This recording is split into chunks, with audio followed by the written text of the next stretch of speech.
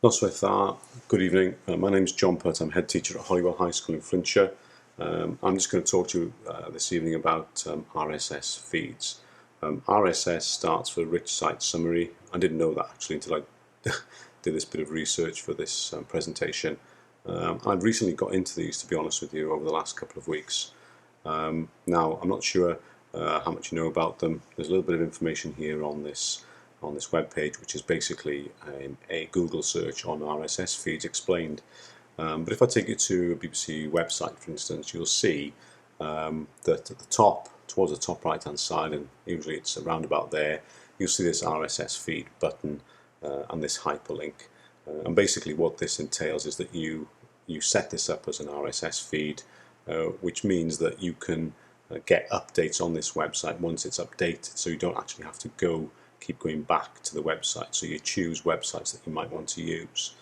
You need to be set up on Google Reader, and I suggest that everybody gets a Google email address anyhow. I know it's not accessible sometimes in school, but you can use it from home, and it has many advantages. So I've got that on Google Reader, and you can see here it's the Google Reader that picks up my RSS feeds, the ones that I subscribe to.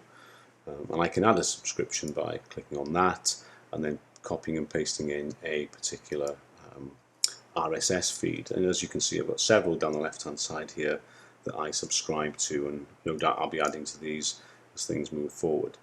Some of them are some of them are all Flintshire County Council, so I can get updates on what's happening in Flintshire even though I don't live there, so it's quite accessible. And then looking further afield, I've got the IOE in London. I've got them as an RSS feed, and I've also got blogs. So there's What Ed Said, which is a blog, and there's also other blogs that I've linked alongside here. There's one for Purpose, the Purpose of Education, which is an interesting development. So there's various things I've got here as RSS feeds. I find this screen a little bit clunky, to be honest with you, so I've invested not a significant amount of money, £6, in a tool called the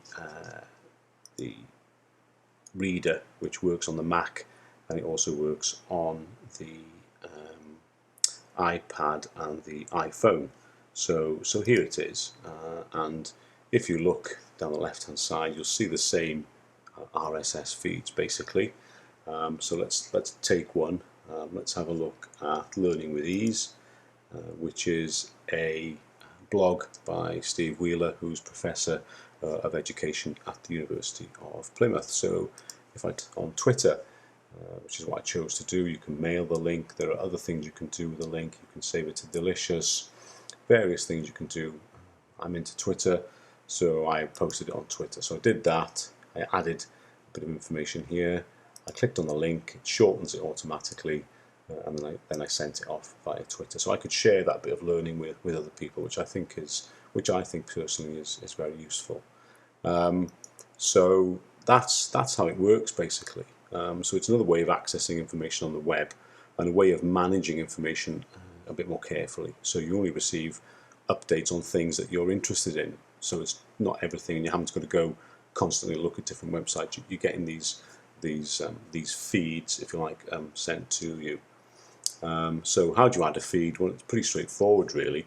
If we go back to Safari, and let's have a look at some websites I've got up here. I've got Alessio's blog, Alessio Bernardelli. Many of you will know Alessio, and so he's got a blog, and I'm not at the moment. I don't subscribe to his blog, but I'm going to. So if I click on this, straight away it throws it into Reader, and I can click on subscribe. Now hopefully this will work. Let's give it a green tick. There we are. So I'm now subscribing to Alessio's blog, and if you look on the left hand side, it's added Alessio's blog to my list of RSS feeds to get some more information. I can read.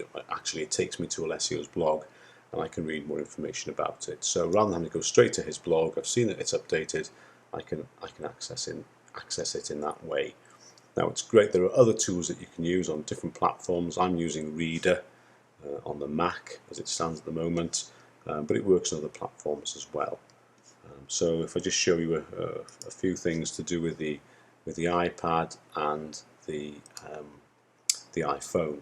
So RSS feeds and Twitter, I see these as being part of the connected learner leader scenario, and I think it'd be interesting just to have a look at this. So the same tool exists on the iPad. It just looks a bit like that. So the feeds are the same. It means I can access them in different places at different times, and very similar to the Reader on the Mac. It is the same application, and it works in the same way on the iPhone. So you get a list of your blogs, of your RSS feeds, and then you can scroll down and you can access them in a different way. So, I mean, all in all, I think that the RSS feed is a really good tool. And just to summarise, really, RSS feeds, well, you choose the feed, the news and updates they're brought to you. You can use it on a range of devices and platforms. Sharing is possible, as I illustrated with Twitter, and I think that it really is an excellent way of managing information. Diolch yn fawr. Thank you. I hope you've enjoyed that. I hope you find it useful. Sorry I can't be there this evening. Take care. Bye now. Diolch yn fawr.